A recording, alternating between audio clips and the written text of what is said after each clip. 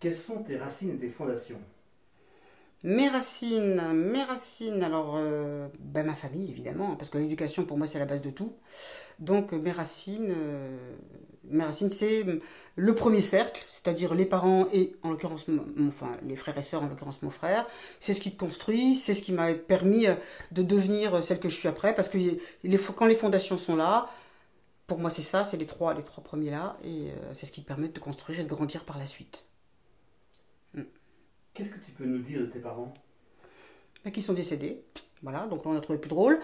Mes parents, un couple normal, une famille normale, qui s'engueule, qui se réconcilie, avec qui on part en vacances. La famille classique, franchement, un couple, deux enfants, euh, une famille normale, voilà, avec un père qui voulait s'élever un petit peu socialement, donc il se la jouait un petit peu petit bourgeois, une mère qui leur mettait un peu à sa place en lui disant n'oublie pas d'où tu viens. Et puis nous on grandit avec ces valeurs-là, tu vois, celui qui essaie d'aller vers le mieux, celui qui dit n'oublie pas d'où tu viens, n'oublie pas. Donc je pense que c'est ça aussi, pareil. Et puis sinon, bah oui, ils sont plus là, donc de toute façon, ils entendront pas, ils verront pas, je peux dire ce que je veux. Et dans quel domaine ils travaillaient, tes parents? Mon père était banquier, enfin était banquier, travaille de banquier, on zappe banquier. Hein. Mon père travaillait dans une banque, et ma mère a passé beaucoup de temps à s'occuper de mon frère et moi. Et après, quand on a grandi, qu'on a attrapé l'adolescence, elle s'ennuie à mourir toute seule chez nous. Donc elle s'est bien travailler aussi, mais comme elle n'avait pas de formation particulière, elle est devenue plutôt un petit peu être comptable, machin, machin, dans différentes entreprises aussi. Et puis, euh, et puis ça la réjouissait bien. Mais on était encore à l'époque, alors là je vais digresser, on était encore à l'époque où c'était les années 70-75, mais que vont dire les gens? Ils vont dire que je ne suis pas capable de nourrir ma famille. Moi j'ai connu ça. D'où des engueulades infernales. Et maman qui s'est battue, qui s'est dit non, mais de toute façon, moi, je m'ennuie chez moi, je veux faire quelque chose. Et comme elle n'était pas du genre à aller au tennis club ou au machin club, etc., elle a préféré travailler pour rencontrer des gens, elle bossait à mi-temps, ça lui faisait la garde-robe et tout, elle était ravie. Puis voilà. Et après, mon père a très bien compris quand on lui a montré, enfin, même nous, enfants, on lui disait, mais regarde, Madame Machin, elle travaille, Madame Intel travaille, oui, mais c'était les femmes des autres. C'était pas la sienne. Voilà, mais sinon une famille tout à fait normale, qui avait la chance de pouvoir manger tranquillement, de pouvoir aller en vacances, de pouvoir s'acheter ce qu'il fallait au quotidien, sans du tout être dans le luxe, mais normal, ce que je qualifie dans la moyenne, quoi, en fait. Donc tu as passé la majeure partie de ton enfance dans les Alpes, hein, Ah tu me oui, oui, racontes. à Gap, très précisément. À Gap, à découvrir le ski, la montagne, les randos. Qu'est-ce qu'on en a bavé? Mais qu'est-ce que c'était beau. Avec le recul, qu'est-ce que c'était beau, qu'est-ce que c'était bien. Les pique-niques à, je sais pas, 1500, après des randos de 3 heures du matin, on se baignait dans des lacs d'eau glacée, enfin des trucs. Sinon, c'était vraiment très sympa. Belle enfance, ouais, ouais. Belle enfance, belle adolescence. Tes parents, qu'est-ce que tu as appris d'eux? Le respect, la politesse, la tolérance, la ponctualité. Au grand désespoir de ma mère, pas la cuisine, ni d'être une fée du logis, mais ça on ne se refait pas, c'est comme ça. Euh, ouais, les trucs essentiels de base, parce que après je pense que j'ai appris autre chose quand je suis partie et que je me suis émancipée. Là, je suis à l'OTAN. Comme quand même c'est assez strict comme éducation. Moi, je suis restée sur la base, j'ai bien pris tout ce qu'ils m'ont donné. Vraiment, je m'en suis resservie après, ça m'a permis. Euh, mais ouais, je te dis les fondamentaux, quoi. Tous les fondamentaux qu'on peut avoir dans la vie et une éducation telle que ben, les parents. Enfin, moi, je pense que j'ai une éducation de base. Alors après, ce que j'en ai fait, ça c'est autre chose. Mais en tout cas, je pense que l'éducation de base, quoi, les trucs tout bêtes, la gentillesse, la courtoisie, l'amabilité, le respect de l'autre, je te dis la tolérance, des choses comme ça. Et quel enfant tu étais, toi? Sage, j'ai pas le choix. J'ai pas le droit de parler, donc tu comprends pourquoi maintenant je suis aussi volubile. Moi j'étais une enfant sage parce que j'avais pas le choix. J'aurais bien été plutôt fantaisiste et tout ça, mais on était un petit peu sur mais que vont dire les gens, toujours le même truc. Donc ça laissait pas beaucoup de place à la modernité. Alors à côté de ça, plein de copines, hein, je faisais plein d'activités à droite à gauche, ça c'était pas un problème. Mais j'étais une enfant plutôt sage. Donc je me suis vengée après. Et quels étaient tes rapports avec ta fratrie? Euh, Ça n'a pas duré longtemps non plus, ça malheureusement. Mais un peu chien et chat quand même. Tu sais, la fille aînée et le fils qui arrive derrière, bon, je sais pas, un peu chien et chat, pour gagner l'amour de papa-maman, hein, évidemment, comme tout le monde. Mais on s'adorait. On s'adorait, quoi. Et on s'est encore plus adoré quand j'ai quitté la maison pour aller d'abord en fac et ensuite à Paris. Mais on s'adorait, mais on se côtoyait pas tant que ça. On n'avait pas un lien où il fallait qu'on se parle tous les jours, tu vois. C'est pas du tout ça. Mais on s'adorait. Tu as dit, ça n'a pas duré, ça. J'ai perdu mon frère, il avait 23 ans, et j'en avais 26.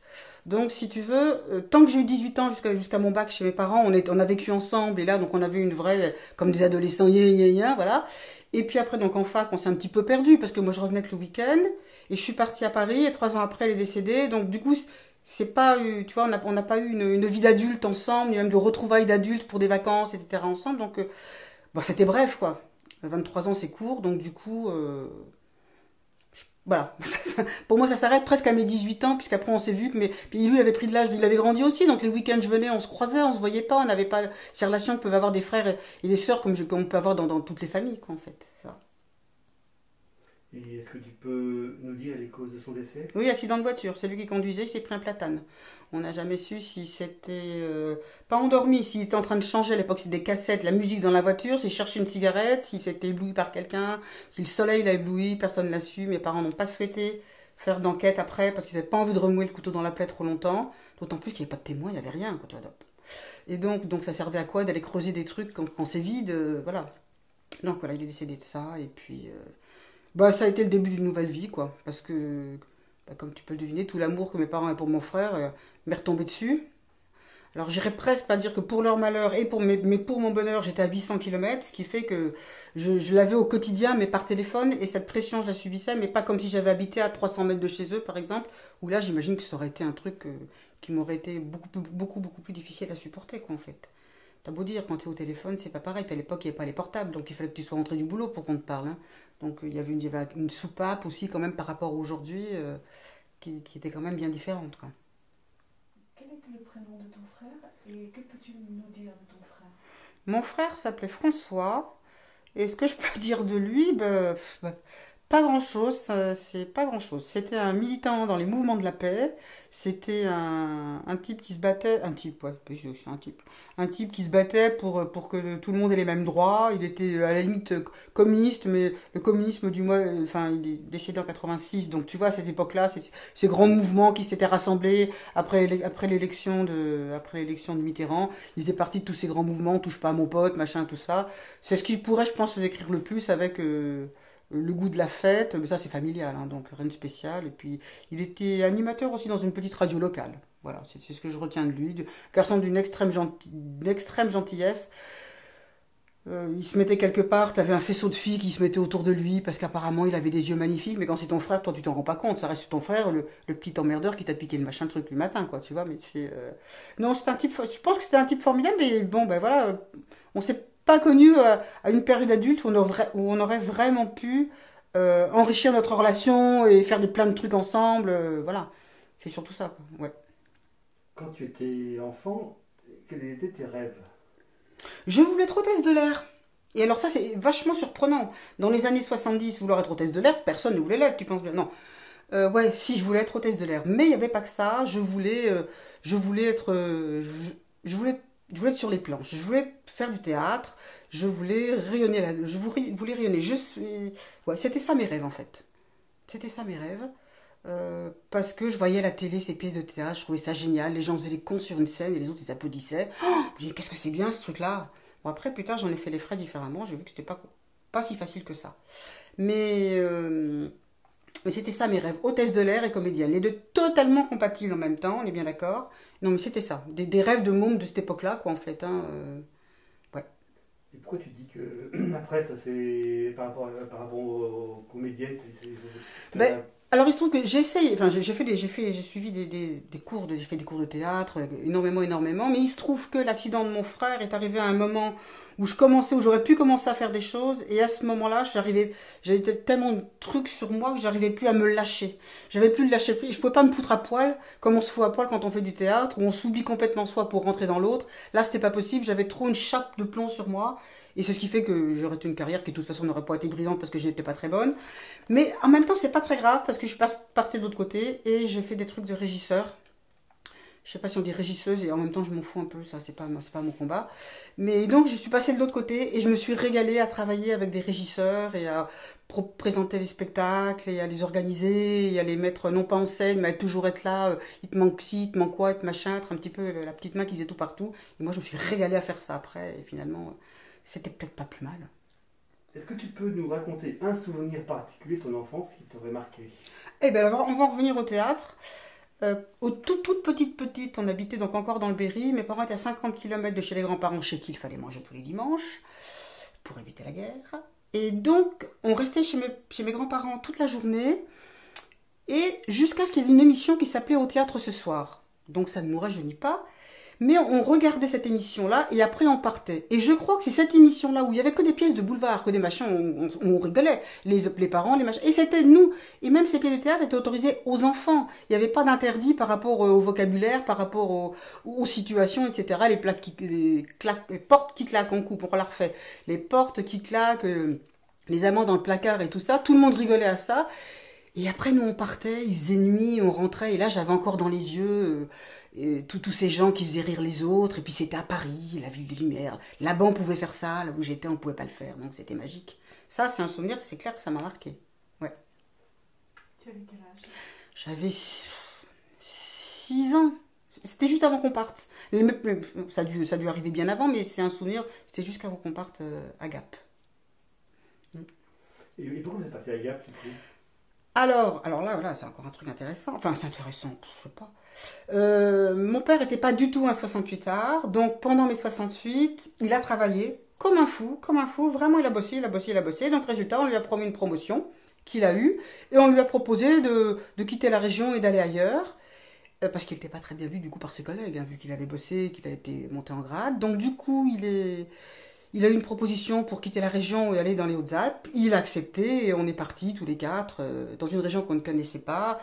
À une époque où mettre 600 km de distance entre sa famille et soi, c'était pas évident, ça n'a pas été pour eux. Nous, on ne se rendait pas rendu compte parce qu'on s'est fait des copains vite fait, mais ouais, pour des raisons professionnelles de mon père. Ouais. Et ta mère, comment elle a vécu ce déménagement? Moins bien parce qu'elle quittait sa mère, ses frères, ses sœurs, et elle travaillait pas elle, à l'époque, donc c'était beaucoup plus compliqué. Il fallait se refaire les copains. En l'occurrence, les copains, au début, c'est quoi? C'est les collègues. Donc après, c'était les femmes des collègues. Donc certaines étaient formidables et sont restées amies avec elle jusqu'au bout. Et puis après, c'était pas toujours ça, parce que dans ce milieu où on travaille dans la banque, il y a un petit peu tu vois, un petit peu qui se la joue, un petit peu. Moi, je travaille à la banque par rapport à ceux qui travaillaient pas à la banque, ou qui travaillaient dans des choses qui soi-disant étaient des cols bleus, quoi, si on peut dire. C'était très pénible, ça. Maman lui vivait très très mal d'ailleurs, ce genre de choses. C'est pour ça qu'il n'a pas fait beaucoup d'amis chez ces gens-là. Durant ta scolarité, quel élève tu étais? Ça, j'ai pas envie de me faire engueuler en rentrant chez moi. J'étais une élève sage, studieuse dans les matières qui m'intéressaient et totalement inattentive dans celles qui ne m'intéressaient pas. Je trouvais ça, si je trouvais ça ennuyeux, je bossais pas. C'était réglé. En revanche, ce que j'aimais, j'y allais à fond et j'avais des notes qui tuaient le tout. Bon, après, c'est comme ça que j'ai réussi plus ou moins à... Je passais du 2 au 18, donc ça faisait 20, moyenne de 10, ça allait. C'était pas terrible, mais ça passait. C'est surtout ça. J'aime, j'y vais. J'aime pas, résistance passive, comme on m'a dit bien souvent après, quoi, en fait. Et est-ce que tu peux nous dire ton cursus? Ouais, alors j'ai fait un bac à l'époque, ça s'appelait A4, c'était lettres et langues étrangères appliquées. J'ai fait après une licence de LEA, lettres. Bah oui, non, je me suis trompée. Bon, bref. La licence était langue étrangère appliquée, un truc formidable, où c'était sur les langues que j'étudiais étaient l'anglais et l'espagnol, et donc c'était appliqué à la situation de tous les jours, mais également évidemment à toute la littérature, à toute l'histoire, etc. Je me suis régalée à faire ça. Ça n'a servi à rien, si ce n'est à améliorer ma culture générale, ce qui est déjà pas si mal, mais c'est vrai que techniquement tu ressors pas de ça avec un diplôme, comment dire, qui te permet de trouver un job, quoi. Et donc il aurait fallu faire autre chose après. J'étais partie pour faire du tourisme, ça m'a saoulé, finalement j'ai dit stop, non, je m'en vais. Je monte à Paris, je ferai mieux là-bas. J'ai pas fait mieux, j'ai fait autre chose, mais mes études... Mais à l'époque, avoir une licence, c'était déjà pas mal, on parle de 78, avoir une licence... non, la licence, je l'ai eu en 81. Mais avoir une licence, c'était déjà pas mal à l'époque. Hein. Je sais pas comment c'est aujourd'hui, quelle est la valeur d'une licence aujourd'hui. Le truc, c'est que c'est des études formidables, mais qui ne mènent pas à un métier. Il faut vraiment derrière enchaîner sur une compétence plus spécifique, plus professionnelle, qui permettent de trouver. Donc, et moi, comme j'ai pas poursuivi, j'ai fait au pif un petit peu.